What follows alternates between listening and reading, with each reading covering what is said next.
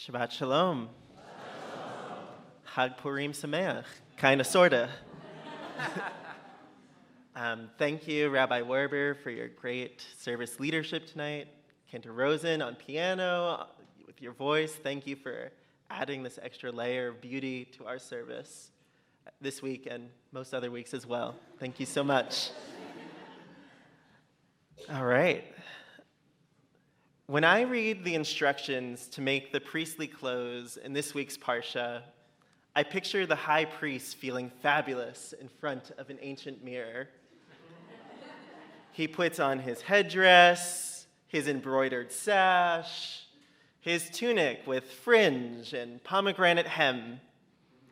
Then he puts on the breastplate of dazzling gems, emerald, sapphire, and amethyst among them. He completes the look with a cape-like ephod of blue, crimson, purple, and scarlet yarns woven together. I like to think that as this final piece draped on his shoulders, he gazed at himself and, channeling Streisand, said, "Hello, gorgeous." Surely such an ostentatious uniform was meant to stir a sense of grandeur in the priest. The attire seems to elevate him above the nation. However, a closer analysis reveals that it can function in quite the opposite manner. Despite all the flash, the clothes minimize the priest's sense of self, emphasizing the connection between the people and God. They transform the priest into a vessel of service. In particular, the Choshen Mishpat, the breastplate of decision, orients the priest in his vocation. The attire is composed of 12 stones, each one inscribed with one of the names of the tribes of Israel.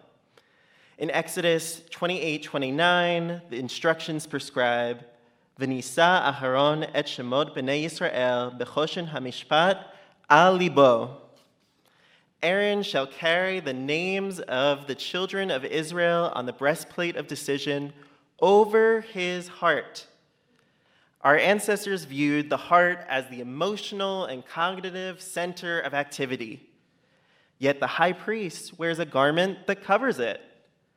To what end does concealing the locus of the priest's ego serve? The verse continues, "Bevo el hakadosh lezikaron lifnei Adonai tamid," as he enters the sanctuary as a remembrance to the eternal at all times. By putting the names of Israel over his heart, the priest uplifts the entire nation, bridging the gap between them and their God. Other aspects of Aaron's clothing impress the dedication to community in his role. Each shoulder pad of the ephod also contains the names of the tribes. A few commentators posit that the names were inscribed outwardly and inwardly. They prompted God to remember all of the people of Israel, and they reminded Aaron to recall on whose behalf he served.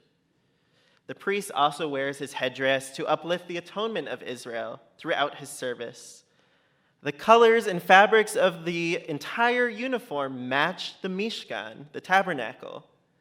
The priest blends into the background. The only distinctive qualities are the reminders of the people.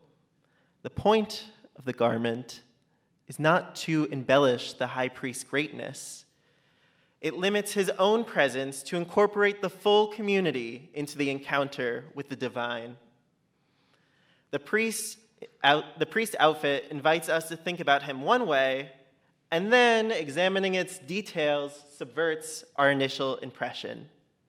Whereas it first appears a ceremonious display of self-aggrandizement. Look how great I am, I'm the high priest.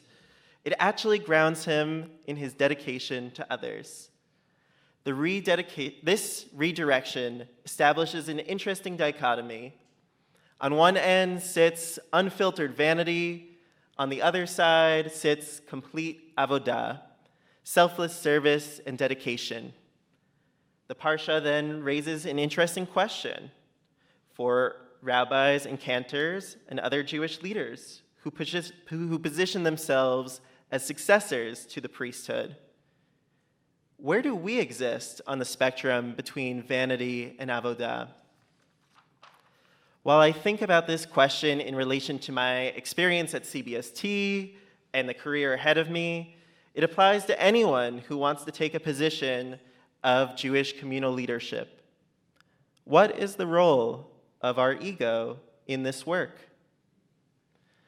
Granted, most Jewish leaders would say that they did not come to this job for status.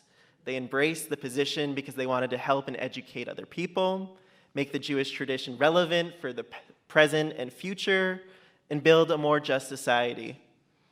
It's also okay if this work brings a little bit of fulfillment. Most human beings crave purpose and merit. Unfortunately, contributing to a community offers numerous opportunities to attain those things daily. Moreover, to effectively sustain Judaism, we need some chutzpah. As leaders, we accept our unique agency to accept the tradition and translate it for this time and place. From the beginning of the rabbinic tradition in Tosefta Sota, Rabbi Yehoshua asked two of his colleagues for a chiddush from their studies in the Beit Midrash. From the beginning of our tradition, the rabbis frame their role as offering something new and interesting from what's been taught before. The present leader also aims to diverge from what's already been written and preached.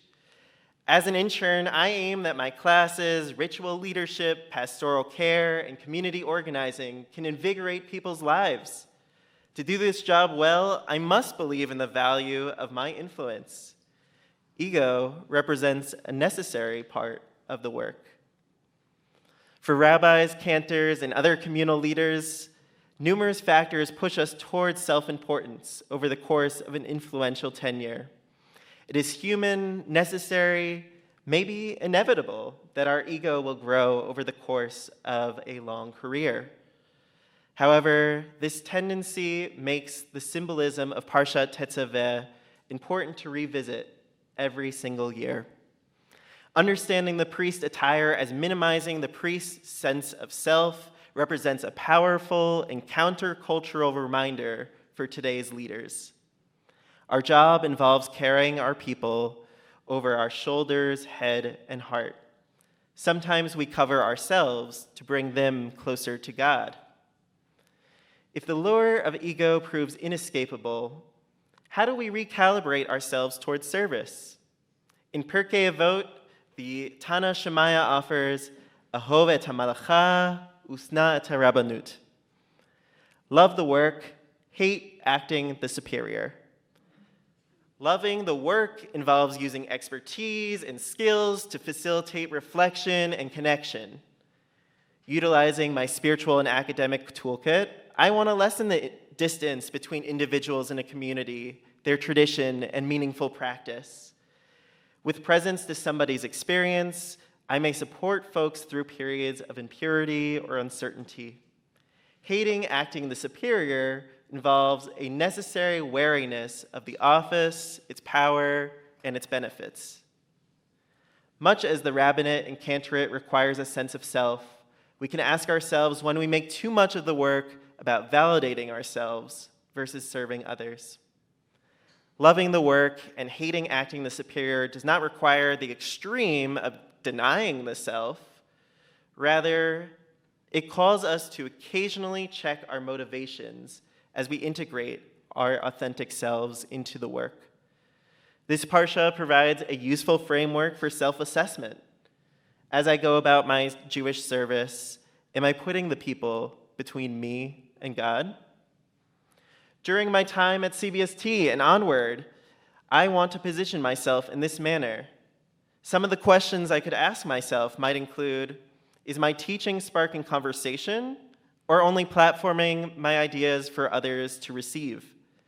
Is my use of personal stories pervasive to a point that I'm preventing others from seeing the tradition beyond me?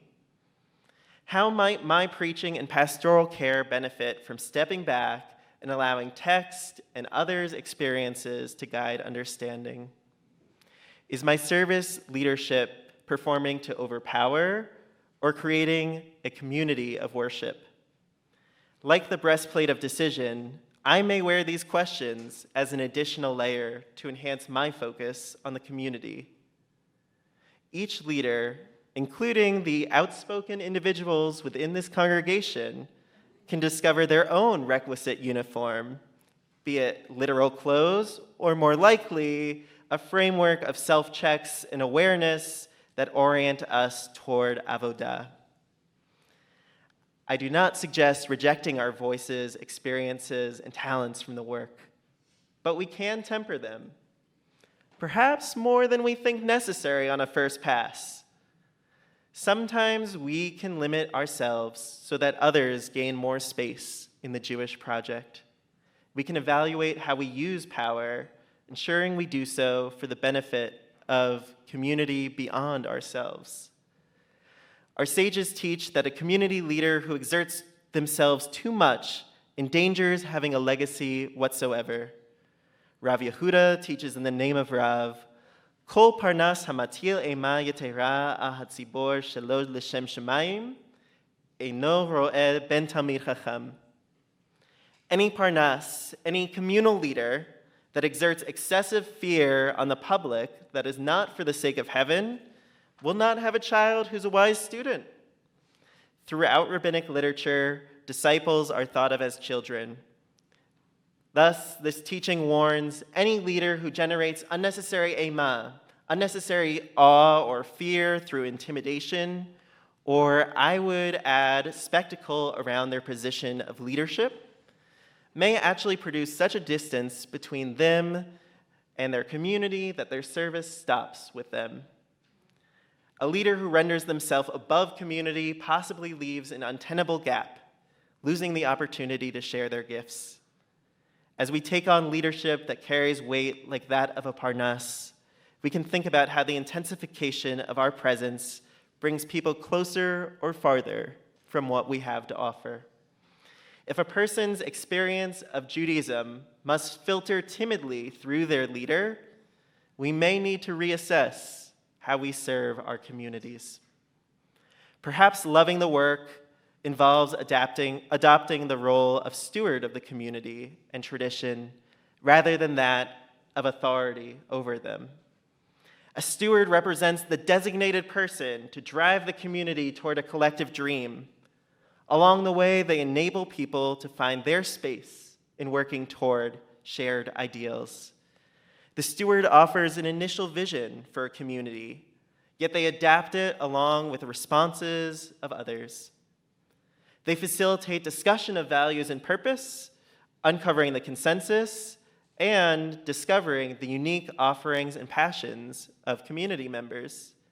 Then they hold the whole group accountable to working toward their aspirations. In this manner, Jewish leaders function as much as visionaries and experts as they do as supporters and promoters of others. The priest takes on a particular role within Am Yisrael, but he serves to inspire everyone to see their connection and responsibility with God. So too, the rabbi, cantor, or lay leader can take an outsized role in front of the community, but by centering others, they could lead each person to claim their stake in receiving and offering something to themselves, the Jewish people, and the larger world. Setting ego aside feels especially important nowadays. We are experiencing an explosion of access to the Jewish tradition. Unlike any other time in our history, more diverse people with more varied perspectives are able to study and wrestle with Jewish text and practice. The knowledgeable elite or the clergy on high may have made sense for a different era of Jewish history. In 5784, leaders need to recalibrate our approach. I invite us to imagine the possibility of our service when it raises our entire kahal, including when that involves reducing our presence as leader. I think about a community where many feel equipped and able to participate in their Jewish present and shape their Jewish future. In short, it seems truly gorgeous. Shabbat Shalom.